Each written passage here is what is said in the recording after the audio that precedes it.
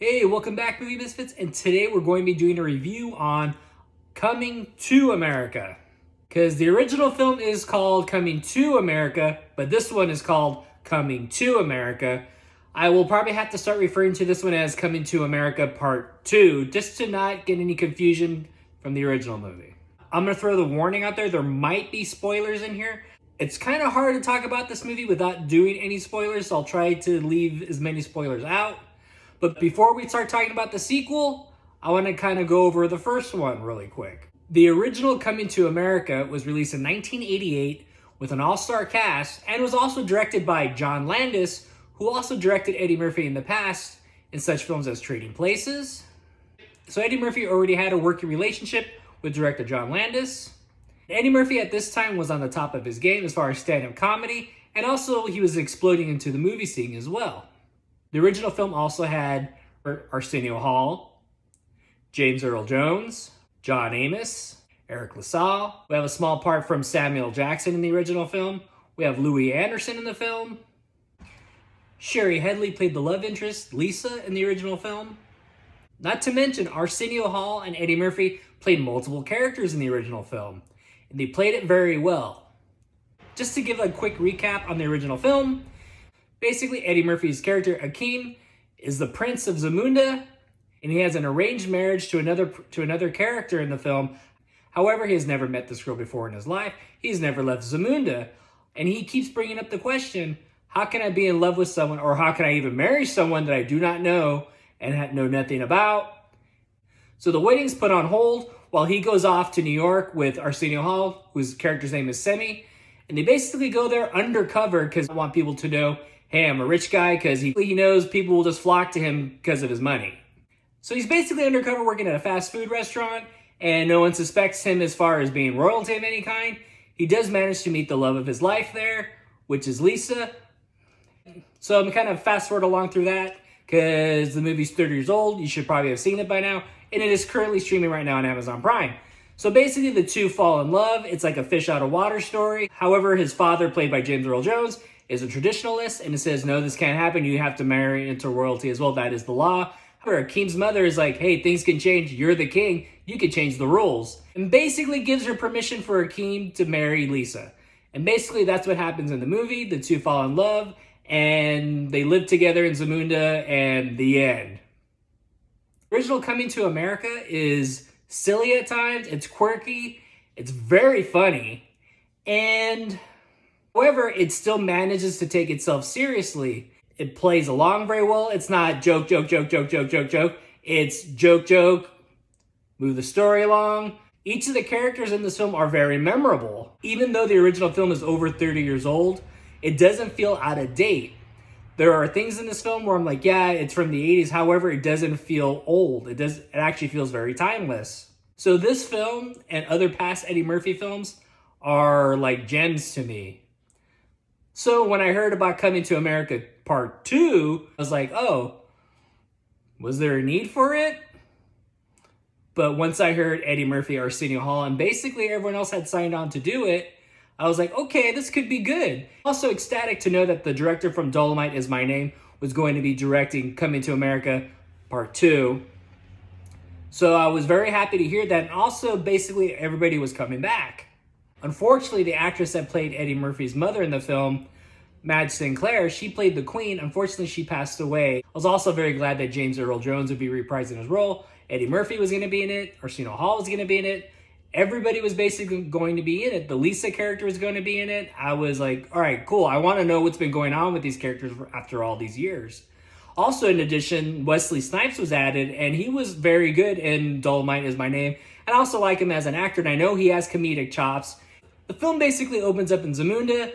30-something years have passed. Akeem and Lisa are still married, prince and princess, I believe. And they have 3 daughters. I'm excited to see John Amos return and reprise his role as Lisa's father. So 15 minutes in the movie go by, and it kind of had like a silliness to it. It almost kind of felt like an SNL sketch almost. But I was like, okay, whatever. I'll let the movie breathe for 30 minutes. Let us get reintroduced to these characters again. And Akeem's 3 daughters do kind of remind me of Akeem himself as he was in the first film. Very strong, very wise at such a young age. So I was like, okay, cool. I believe that. I felt like Eddie Murphy's performance off and on in the movie was not true to the character. There was times where I was like, wait a minute, Akeem wouldn't be saying such things. Or Akeem wouldn't be doing that. Akeem was the opposite of tradition. It is also tradition that times must and always do change, my friend. A big scene in the palace, so it's like a party basically. So yeah, I kind of pictured like how it was at the ceremony in the beginning of the first film. I was like, okay, I know what to expect.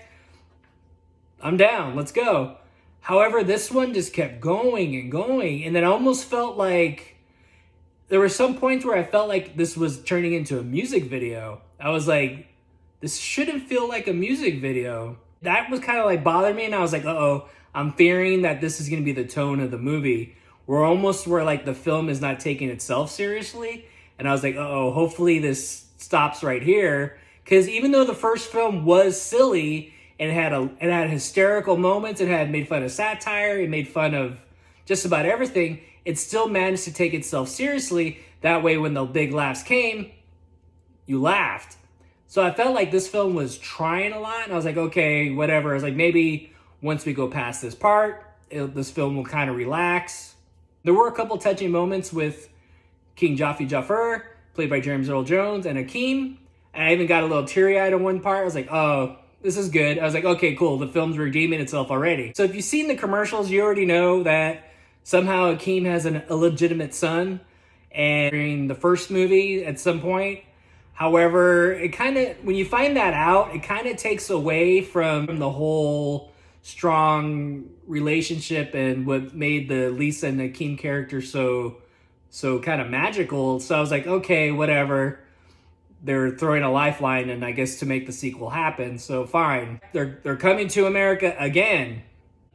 And this is where I started to get worried, because this is where we're introduced to the son character. We're introduced to his backstory. I was starting to get worried because I was starting to feel like, are we going into the Force Awakens territory? Am I being tricked right now?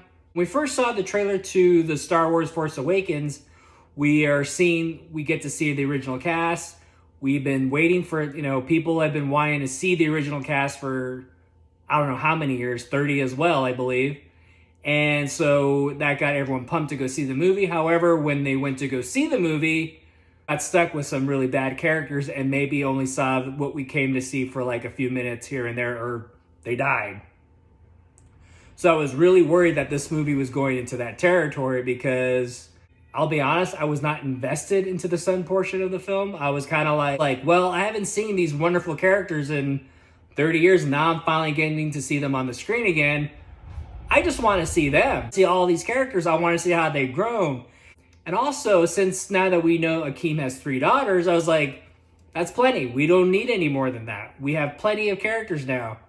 I feel like the cast was just way too big. I feel like the cutoff should have been after Wesley Snipes. I felt like after Wesley Snipes, it was just way too much, way too many people involved in the film after a while.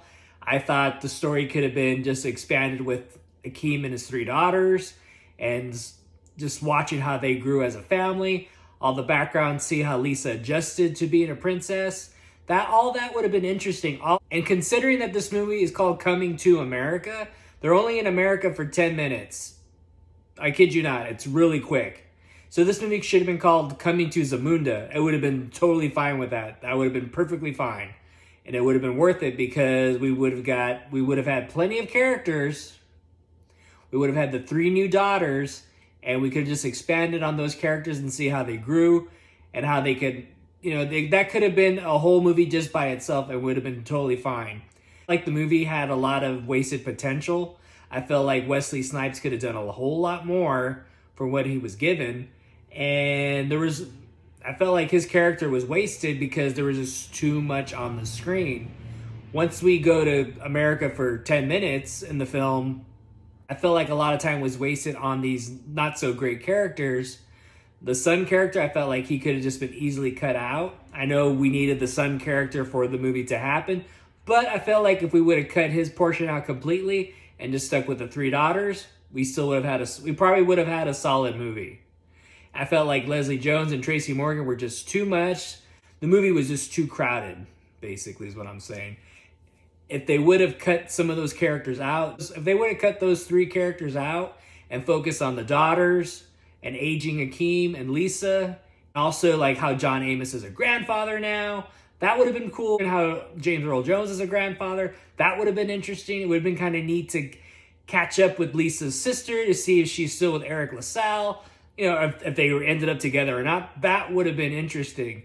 But no, we get this not so great middle story that we're stuck with, and it seems very cheaply done, unfortunately. I was very disappointed because I was like, this could have been easily fixed if you would have just cut all that out. You had a good foundation. I felt often in this movie that this movie just did not care. It didn't take itself seriously at all, because it literally felt like a parody of itself, because it was joke, and some like random like Scary Movie. Not even Scary Movie 1 or 2. Scary Movie 3 and 4. I felt like it was that kind of parody. Like it was like, it's like, no, that's not in this universe. I was like, no, that's just too silly. I was like, Coming to America had some silliness, but it was also very serious. So I felt really disappointed because we didn't really learn anything out of this film. I wish we would have expanded on the Lisa character. Unfortunately, we didn't. All the questions you wondered, what was Lisa and Akeem like as they got older, we really don't kind of know. I felt like Akeem became a sellout, which is weird because his character was not like that at all in the first film. So I kind of felt like they weren't true to his character at all. Like we got gypped on the Lisa character because she's on the screen maybe 5 minutes throughout the movie. There's maybe one scene, and that was probably towards the end of the movie, where her and Leslie Jones had like a moment. And that was probably the best moment for those 2 characters. Other than that, I just felt like, too bad. That's unfortunate. The 3 daughters, I felt like that was just wasted. I almost felt like they didn't need to be there, sadly, but I would rather have seen the 3 daughters than the son character because we didn't need him. It would have been nice to see Eric LaSalle in this film as well, because I would have liked to know what happened to the Soul Glow Empire. That would have been kind of neat to find out, to see how his character might have changed or grown up as the time went on. I did enjoy seeing the Eddie Murphy and Arsenio Hall characters that they created. I did like seeing them, but unfortunately we only got to see them for a few minutes at the most, and everything in between all that was just not that great. I was very disappointed and very heartbroken because I really wanted this movie to be good, and I knew that this movie couldn't live up to the original film. I knew that going into it. However, in this sequel, they reference the original movie quite often, not only with the jokes that they keep recycling, but they also show clips from the original movie. So I'm like, you keep reminding me that there's a better version of this movie out there, and I'd rather go see that. Don't do that, because you're just going to be telling me, hey, there's a better movie out there. Go see that instead. If I was to give Coming to America, the sequel, a rating, I would give it a C.